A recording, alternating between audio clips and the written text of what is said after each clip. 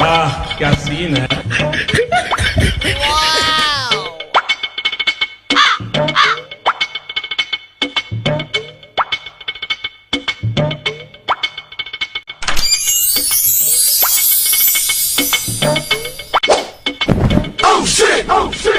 সেনাপতি আদেশ করুন মহারাজ।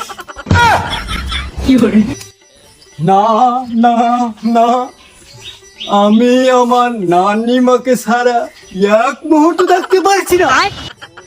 সেনাপতি, আপনি রাজ্যে ঘোষণা করে দেন যে নানিমাকে উদ্ধার করে যাবো। আমি পারবো না মহারাজ। তুমি সত্যি বলছো? খামোশ ব্যাস তুমি, আপনি পারবেন না কেন? আমি 13 মাস ধরে বেতন পাই না।